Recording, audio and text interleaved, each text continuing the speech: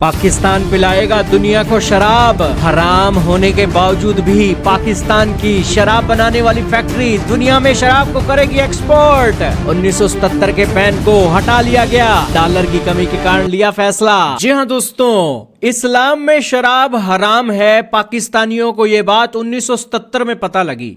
1947 में देश जैसे ही आजाद हुआ तब से लेकर 1977 तक पाकिस्तान में शराब पर कोई पाबंदी नहीं थी। शराब की दुकानें आम थी और बड़े शहरों जैसे कि कराची, लाहौर और रावलपिंडी में शराब के कई बार और नाइट क्लब खुले थे। उस दौर में पाकिस्तान का जो अमीर वर्ग, राजनेता और सेना अधिकारी सार्वजनिक रूप से शराब का सेवन करते थे और उस समय कानून में मुस्लिम या गैर मुस्लिम का कोई फर्क नहीं था और पाकिस्तानी मुसलमान भी सामाजिक समारोह और क्लबों में जाकर शराब पीते थे। उस समय कराची को पूर्व का पेरिस कहा जाता था। यहां के डिस्को और नाइट क्लब दुनिया भर में मशहूर थे। लेकिन फिर 1977 में राजनीतिक दबाव बनता है और जुल्फिकार अली भुट्टो ने धार्मिक दलों का एक समर्थन लेने के चलते यहां पर शराब की बिक्री पर बैन लगा दिया और इसे हराम के तौर पर पेश किया गया। 1977 के बाद नाइट क्लब और बार हमेशा के लिए बंद हो गए और मुसलमानों के लिए शराब पीना एक कानूनी जुर्म बन गया। और उसी समय एक कंपनी थी जिसका नाम है मरी ब्रीवरी। इस कंपनियों को दोस्तों उस समय सरवाइव करने के लिए जो अल्पसंख्यक समुदाय है जैसे क्रिश्चियन हो गए, हिंदू हो गए, तो उनके लिए शराब बनानी पड़ती थी। मुसलमान तो शराब पी नहीं सकता था, मजबूरी थी। और उसके बाद दोस्तों अब 50 सालों के बाद, 48-50 सालों के बाद वो कंपनी फिर से शराब बनाने की तैयारी कर रही है और दुनिया को एक्सपोर्ट करने की भी तैयारियां चल रही हैं। दोस्तों ये कंपनी 1860 में अंग्रेजों ने बनाई थी। अंग्रेजों ने कहा कि हम यहां रहते हैं, शराब का काम होना चाहिए। अंग्रेज शराब बहुत पीते थे। शराब के लिए उन्होंने अपनी फैक्ट्री लगा दी। पाकिस्तान पहाड़ी इलाके में एक स्थापना की गई और फिर इसका मुख्यालय रावलपिंडी में आया। यह कंपनी शराब जिसमें बियर, विस्की, वोडका और अलग अलग चीजें बनाती थी और इसी के साथ बिना अल्कोहल वाले जैसे जूस हो गए, मॉल्ट ड्रिंक्स हो गए, बिग लीची हो गई, तो ये सारी चीजें भी बनाती थी।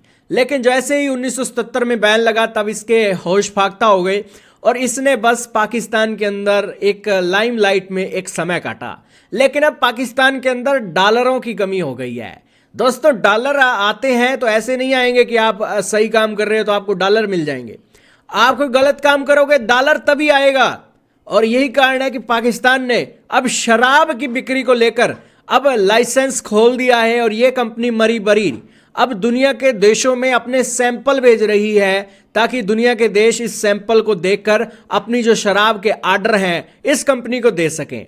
दोस्तों 48 से 50 साल के बाद यह रोक हटाई जाने के बाद यह कंपनी ने अपने नमूने ब्रिटेन, पुर्तगाल, जापान और पूरे यूरोप, एशिया और अफ्रीका के बाजारों में विस्तार करने की योजना से भेजे हैं। प्रतिबंध से पहले 1977 से पहले यह पाकिस्तानियों को भी शराब पिलाती थी, भारत को भी शराब पिलाती थी, अमेरिका में भी शराब पिलाती थी, अफगानिस्तान के साथ साथ खाड़ी देशों को भी शराब का एक्सपोर्ट किया जाता था और उस समय कंपनी का टर्नओवर बहुत अच्छा था। लेकिन 1977 के बाद इस कंपनी ने नॉन अल्कोहल प्रोडक्ट बेचकर एक अपना गुजारा ही किया। 2025 में बताया जाता है कि कंपनी की कमाई $100 मिलियन यानी कि 840 करोड़ भारतीय रुपए के बराबर थी।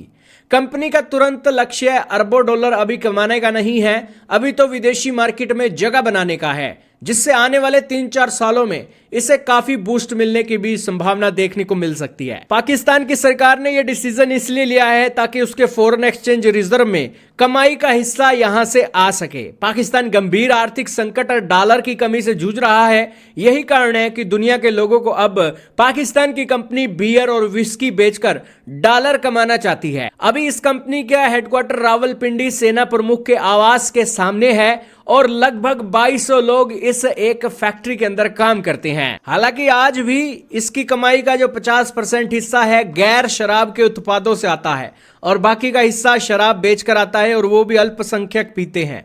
तो इससे आप समझ पा रहे होंगे कि कितना इसका बिजनेस है और शराब में कितनी कमाई है। हालांकि आज भी बहुत सारे पाकिस्तान के मुसलमान हैं जो पर्दे के अंदर निजी तौर पर और गुप्त रूप से शराब का सेवन करते हैं। भले ही इस्लाम में शराब पीना हराम माना जाता हो, लेकिन पाकिस्तानियों के होश ही 1977 में खुले थे। लेकिन उसके बाद भी पाकिस्तानी दवा के रूप में शराब का सेवन जरूर करते हैं। खैर, एक दूसरे धर्म को लोगों को लग सकता है कि जब शराब पीना हराम है तो क्या शराब बेचना एक हलाल है? ये दूसरे धर्म के लोग जरूर पूछ सकते हैं। लेकिन यहां पर डॉलर कमाने के लिए ये जरूर हो सकता है, क्योंकि दोस्तों ये हराम हलाल ये राजनीतिक प्रभाव के तौर पर ही चीजें बनी हुई हैं और पावर शिफ्ट के तौर पर इन चीजों को कंट्रोल किया जाता है।